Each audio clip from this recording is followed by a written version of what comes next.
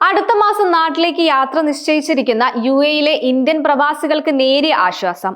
കഴിഞ്ഞ വർഷത്തെ അപേക്ഷിച്ച് ഇത്തവണ വിമാന ടിക്കറ്റിൽ നേരിയ വർധനവ് മാത്രമാണ് ഉണ്ടാവുക എന്നതാണ് റിപ്പോർട്ടിൽ പറയുന്നത്. ജൂലൈയിലെ അവധി ദിവസങ്ങളിൽ ഇന്ത്യയിലേക്കുള്ള വിമാന ടിക്കറ്റുകളുടെ കഴിഞ്ഞ 3 വർഷത്തിനിടയിലെ ഏറ്റവും ചെറിയ വർധനവാണ് കാണുന്നത്. ഇത് യുഎഇയിലെ ഇന്ത്യൻ പ്രവാസികൾക്ക് വലിയ ചിലവ് ഇളവ് നൽകുമെന്നാണ് ഗൾഫ് ന്യൂസ് റിപ്പോർട്ട് ചെയ്യുന്നത്. ഇപ്പോൾ ബുക്കിംഗ് നടത്താൻ പദ്ധതിയുള്ളവർ ജൂൺ അവസാനത്തിലോ അടുത്ത മാസം ആദ്യത്തിലോ ഉള്ള യാത്രയ്ക്ക് ജൂണിലെ അപേക്ഷിച്ച് 5% മുതൽ 15% വർധനവ് മാത്രമാണ് കാണുന്നത്. 2023-ലും 2024-ലും ഉണ്ടായ 30% മുതൽ 40% വർധനവുമായി താരതമ്യം ചെയ്യുമ്പോൾ ഇത് മികച്ച ഒരു ഡീൽ ആണെന്നാണ് ദുബായ് ആസ്ഥാനമായുള്ള ട്രാവൽ ആൻഡ് ടൂറിസത്തിന്റെ സ്ഥാപകൻ സനൂർ പറയുന്നത്. യുഎഇ ഇന്ത്യൻ റൂട്ടുകളിൽ പ്രത്യേകിച്ച് തിരക്കേറിയ യാത്രാകാലമായതിനാൽ ഇത് ഭേദപ്പെട്ട ആനുകൂല്യം തന്നെയാണെന്നും അദ്ദേഹം കൂട്ടിച്ചേർത്തു. ഇന്ത്യയിലേക്കുള്ള നിരക്കുകൾ നിയന്ത്രണത്തിൽ തുടരുന്നതിനുള്ള ഒരു പ്രധാന കാരണം air India, IndiGo, space jet പോലുള്ള യുഎഇ ഇന്ത്യൻ മേഖലയിൽ അധിക വിമാനങ്ങൾ കൊണ്ടുവന്നത് എന്നതും അദ്ദേഹം കൂട്ടിച്ചേർത്തിട്ടുണ്ട്. ട്രാവൽ ഏജന്റുമാരുടെ അഭിപ്രായത്തിൽ മുംബൈയിലേക്കും ഡൽഹിയിലേക്കുമുള്ള വിമാനങ്ങളിൽ 1000 ദർഹത്തിൽ താഴെയും അതിനടുത്തുമുള്ള ടിക്കറ്റുകൾ, സീറ്റുകളും ലഭ്യമാണ്. കേരളത്തിലെ ലക്ഷ്യസ്ഥാനങ്ങളുടെ കാര്യത്തിൽ ടിക്കറ്റ് നിരക്കുകൾ സാധാരണയായി 1200 ദർഹമോ അതിൽ കൂടുതലോ ആയിരിക്കും. 2025 വേനൽക്കാലത്ത് നിരക്ക് വർധനവ് പിടിച്ചു നിർത്താൻ ഈദ് വേനൽക്കാല യാത്രകൾ കാരണമായിട്ടുണ്ട്. കഴിഞ്ഞ വർഷം ഈദ് വേനൽക്കാല യാത്രകൾ ഏറെക്കുറെ ഒത്തുവന്നു. അതായത് ഇന്ത്യയിലേക്കുള്ള യാത്രാ ആവശ്യം വളരെ കൂടുതലായിരുന്നു. കൂടാതെ ആവശ്യത്തിന് വിമാനശേഷിയും ഉണ്ടായിരുന്നില്ല എന്നതാണ് സനൂർ പറയുന്നത്. ഈ വർഷം ഈദ് അവധിക്കാലത്തോടെ വ്യക്തമായ വിഭജനം ഉണ്ടായിരുന്നു എന്നും കൂടാതെ ഈ മേഖലയിൽ കൂടുതൽ സർവീസ് നിലവിൽ വരുന്നു എന്നും സനൂർ വ്യക്തമാക്കി. അതേസമയം തന്നെ ഇറാൻ ഇസ്രായേൽ സംഘർഷം കാരണം ലോകത്തിലെ ഏറ്റവും തിരക്കേറിയ വ്യോമ ഇടനാഴികളിൽ ഒന്നായ യുഎഇ ഇന്ത്യൻ വ്യോമ ഇടനാഴികളുടെ ഭാഗമായ മേഖലയിലെ വ്യോമാതിർത്തികൾ അടച്ചതുമൂലം പല പ്രവാസികളുടെയും നാട്ടിലേക്കും തിരിച്ചുമുള്ള യാത്ര ഇപ്പോൾ പ്രതിസന്ധിയിലായിരിക്കുകയാണ്. കഴിഞ്ഞ 4 ദിവസത്തിലേറെയായി വിമാനങ്ങളുടെ കാലതാമസം റദ്ദാക്കൽ മൂലം പല പ്രതിസന്ധിയിലാണ് ഇപ്പോൾ. എയർ ഇന്ത്യ വിമാനത്തിലെ യാത്രയ്ക്കാണ് ഏറ്റവും കൂടുതൽ ദുരനുഭവം ഉണ്ടായിരിക്കുന്നത്.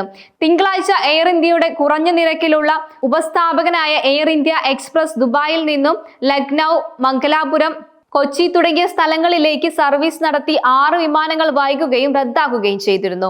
യുഎഇയിൽ നിന്നും ഇന്ത്യയിലേക്ക് മറ്റു വിമാന കമ്പനികളിൽ യാത്ര ചെയ്യുന്ന യാത്രക്കാരെയും റദ്ദാക്കലും കാലതാമസവും ബാധിച്ചിട്ടുണ്ട്.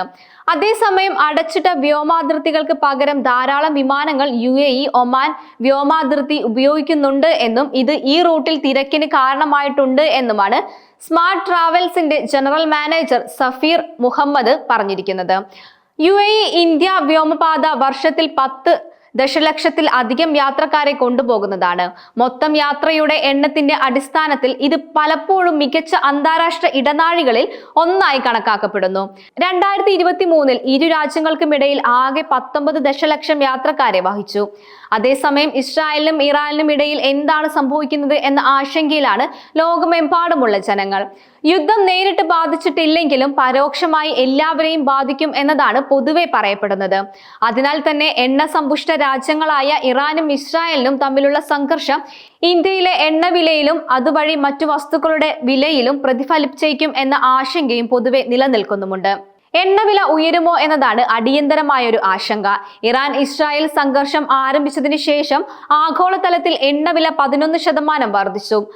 അപ്പോൾ അത് എത്രമാത്രം ഇന്ത്യയെ ബാധിക്കും എന്നതാണ് പിന്നീട് വരുന്നൊരു ചോദ്യം. ഇന്ത്യയിലെ മധ്യവർഗം എങ്ങനെ അതിനെ തരണം ചെയ്യും എന്നതെല്ലാം തന്നെ ചോദ്യമായി ഉയരുകയാണ് ഈ സാഹചര്യത്തിൽ. അസംസ്കൃത എണ്ണ ഇറക്കുമതി വില ഉയരുമ്പോൾ ബജറ്റുകൾ തടസ്സപ്പെടുന്നതിനാൽ അത് മധ്യവർഗത്തിൽ ഉടനടി ആഘാതവും സൃഷ്ടിക്കുന്നു. ഇത് ഗതാഗത ചെലവുകളും സിമന്റ്, ഭക്ഷണം തുടങ്ങിയ അടിസ്ഥാന സൗകര്യ ഉൽപ്പന്നങ്ങളുടെ വിലയും വർദ്ധിപ്പിക്കും. എന്നാൽ നിലവിലെ സംഘർഷത്തിൽ ആശങ്ക വേണ്ട എന്നതാണ് പറയപ്പെടുന്നത്. ഇത് വെറുതെ പറയുന്നതല്ല. ഇന്ത്യ ഹോർമൂസ് കടലിടുക്ക് പാതയോ ഇറാനിന്റെയോ അസംസ്കൃത എണ്ണ ഇറക്കുമതിക്ക് വലിയ തോതിൽ ആശ്രയിക്കുന്നില്ല എന്നതാണ് സത്യം. ഇന്ത്യ പ്രതിദിനം 5.5 ദശലക്ഷം ബാരൽ എണ്ണയാണ് ഉപയോഗിക്കുന്നത്. അതിൽ ഏകദേശം 1.5 ദശലക്ഷം ബാരൽ മാത്രമാണ് ഹോർമൂസ് കടലിടുക്കിൽ നിന്നും വരുന്നത്. ഈ മേഖലയിൽ നിന്നും 30% താഴെ മാത്രമാണ് ഇന്ത്യ ആശ്രയിക്കുന്നുള്ളൂ. റഷ്യയിൽ നിന്നും 27%-ലധികം പോലുള്ള അസംസ്കൃത എണ്ണ ഇറക്കുമതിയുടെ വൈവിധ്യമാർന്ന സ്രോതസ്സുകൾ രാജ്യത്തുണ്ട്. ഏകദേശം 20% ജൈവ ഇന്ധനത്തിൽ നിന്നാണ് വരുന്നത്. സ്ഥിതിഗതികൾ വഷളാവുകയാണെങ്കിൽ ഉപയോഗിക്കാൻ കഴിയുന്ന പെട്രോളിയം ഉൽപ്പന്നങ്ങളുടെ ഒരു പ്രധാന കയറ്റുമതിക്കാരാണ് ഇന്ത്യ. അതേസമയം ഹോർമൂസ് കടലിടുക്ക് പാതയിൽ നിന്നുള്ള ഒരു പ്രധാന ഇറക്കുമതിക്കാരാണ് ചൈന. അതിനാൽ അവരും ഇറാനും ഈ പാത അടയ്ക്കുന്നതിൽ സന്തുഷ്ടരല്ല. എന്നിരുന്നാലും ഗൾഫ് മേഖലയിൽ നിന്നുള്ള ഏതൊരു വാർത്തയ്ക്കും ഓഹരി വിപണി ഉടനടി പ്രതികരിക്കും. ക്രൂഡ് ഓയിൽ വില, ടയർ, സിമന്റ്, എയർലൈൻസ് തുടങ്ങിയ ഉൽപ്പന്നങ്ങളെ ഇത് നേരിട്ട് ബാധിക്കും. എന്നാൽ വാണിജ്യം, ധനകാര്യം, എണ്ണ തുടങ്ങിയ എല്ലാ പ്രധാന മന്ത്രാലയങ്ങളും സ്ഥിതിഗതികൾ നിരീക്ഷിച്ചുകൊണ്ടിരിക്കുകയാണ് എന്ന് വൃത്തങ്ങൾ പറയുന്നു. ആശങ്കാജനകമായ വർധനവ് ഉണ്ടാകാതിരിക്കാൻ ബന്ധപ്പെട്ട വ്യവസായങ്ങളോട് ആവശ്യപ്പെട്ടിട്ടുണ്ട്. ഇന്ത്യയിൽ ആവശ്യത്തിന് ബാരൽ കരുത്തൽ ശേഖരണമുണ്ട്. അതായത് ഇപ്പോൾ നമുക്ക് വില നിയന്ത്രിക്കാൻ കഴിയും. ആവശ്യ വസ്തുക്കളിൽ കാര്യമായ വർധനവ് പ്രതീക്ഷിക്കുന്നില്ലെന്ന് വൃത്തങ്ങൾ പറയുന്നു. മറ്റൊരു ആശങ്കാജനകമായ മേഖല രൂപയുടെ മൂല്യത്തിലാണ്. ക്രൂഡ് ഓയിൽ വില ഉയർന്നാൽ രൂപയുടെ മൂല്യം കുറയുന്നത് ഇറക്കുമതി ചെലവ് വർദ്ധിപ്പിക്കും. ഇതിനിടെയാണ് RBIയുടെ ഇടപെടല്. മേഖലയിലെ അനിശ്ചിതത്വം വർദ്ധിപ്പിക്കുന്നില്ലെന്ന് ഉറപ്പാക്കാൻ RBI സ്ഥിതിഗതികൾ നിരീക്ഷിക്കുകയും രൂപയുടെ മൂല്യം നിരീക്ഷിക്കുകയും ചെയ്യുന്നുണ്ടെന്ന് വൃത്തങ്ങൾ പറയുന്നു.